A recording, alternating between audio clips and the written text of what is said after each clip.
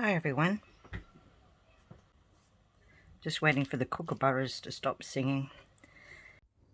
Right, well, here's where we left this project last time, and I thought I'd come back and do some stitching. I really like these forms and I want to try and pick some of it out. So I have gathered a few bits and bobs of different colours. Yeah, ones that are in it, you know, and I'll go from there. I love this. This is crochet cotton. I love the colour. Start with a little bit of that. Thread my needle. This is a thin one, so I'm just going to put a knot in the end.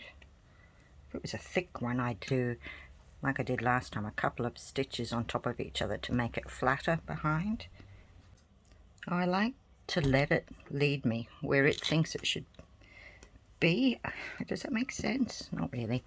But I like these lines, so I'm going to start with that kind of thing. I'm going to maybe just do a little bit of running stitch to start with.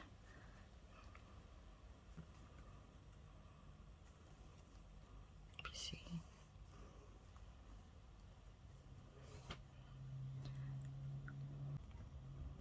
And I'm just going to follow where my nose leads me, sort of thing.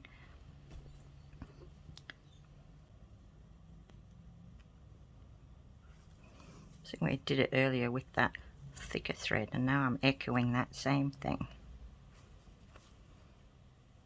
that same line.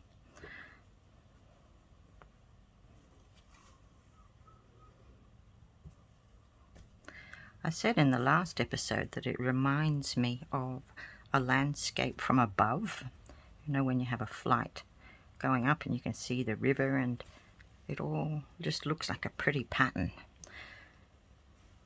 Estuaries, something like that. But that's the feeling I'm getting from it.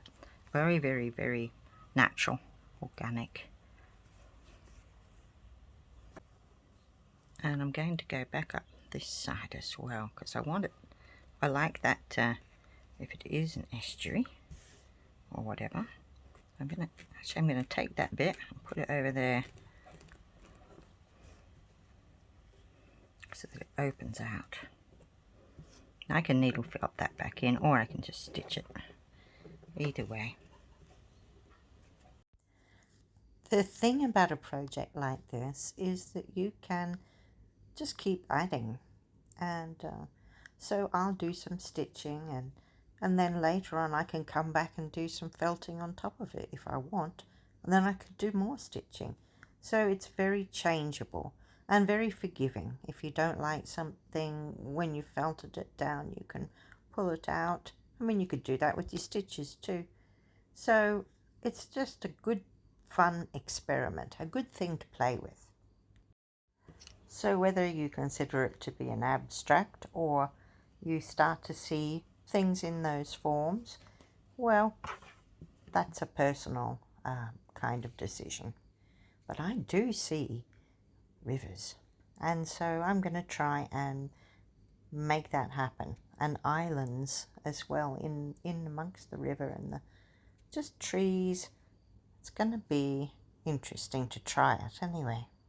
When you're finished, go to the back, do a couple of stitches on top of each other, and that will be ending it off.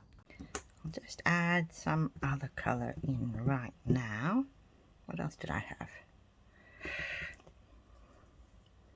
Everything's disappeared. Okay, well, what about this one? I'm using stranded cotton here. How many have I got? 2 strands. If I wanted it to be a fine line, I'd just do 1. If I wanted to be really thick, I'd go the whole 6. Mainly just using running stitch now. You can see how I'm picking out areas and holding things down. And the only other thing I did was a few French knots there. It's starting to come the way I want it. I'm getting ideas. We're having a close look now, and you can see those lovely trapped layers of interesting mesh and webbing and all kinds of sparkly things underneath, and it's just so subtle. It looks great like that. So I think that was pretty successful, and now I'll just work on well, like I said, following my nose. I've got a little area here of light blue, and I'm thinking, well, that looks like it might be, you know, a bit of a lake or something. So I'm going to use I've only got a single strand of this sky blue on my needle at the moment, and I'm just going to do a chain stitch. You hold the cotton out of the way, do a little stitch underneath, bringing the needle up again inside that loop, and then you can let go with your thumb there. There's the loop. There we go, we've pulled it up, and now we can start another one. If you're wanting to see how to do these things with a better view, I do have videos on all of these stitches. And just a few simple stitches is really good to have in your arsenal of tools. Something that you'll always use again and again and again. I use chain stitch and single seed stitches and the French knot running stitch. Those ones all the time. For example, I've now got some light green on my needle, and I'm just wanting to do a little French knot. So needle up a few times around the needle, holding it out to one side and back in again, close to where you came out. Here we go again, round, back in again, and let go of that thread. Now it's the tension that you keep on that thread that makes it a nice tight one or a loose one, and I like both. So here I'm just going to let go of that thread without holding it, and create something more loopy. I like a combination. And what I'm wanting to portray with those French knots is trees from above. And I think they would look like treetops. And I've got here, that's like an island in the middle of my picture of this floodplain or whatever it is. And I'm just going to go around the side of it and just create these different French knots, and we'll have thick and we'll have thin and we'll have light and dark, and just see where that leads me.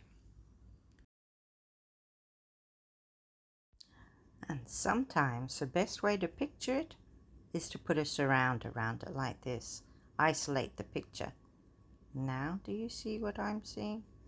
Maybe not, but that's the joy of it. Everybody will see something different. But I see these forms, and I think, yes, landscape from above. We'll have a closer look again, and you can see I've used that blue chain stitch to go from that little lake and down into the other areas that are bluish and out to the side. But I don't know, I've got a bit of a problem with that that thick line straight down like that. I can't see how the water is flowing from one side to the other, so I'll probably play with that a little bit. But like I say, you can adjust as much as you like.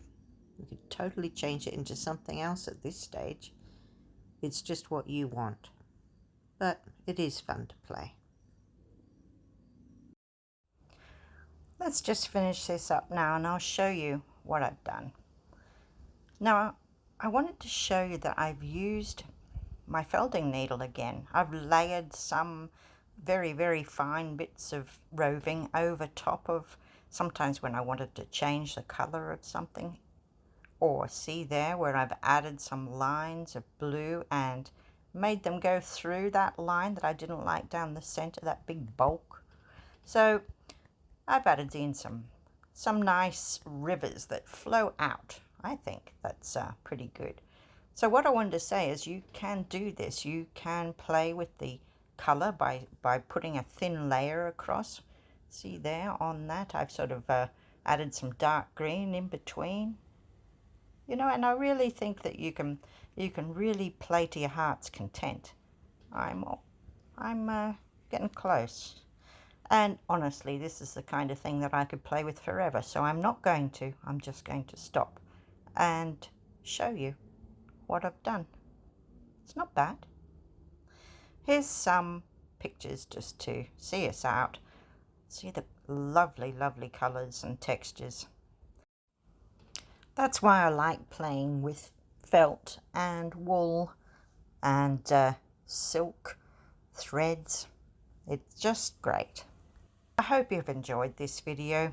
If you have, don't forget to press like and subscribe if you would like to see more.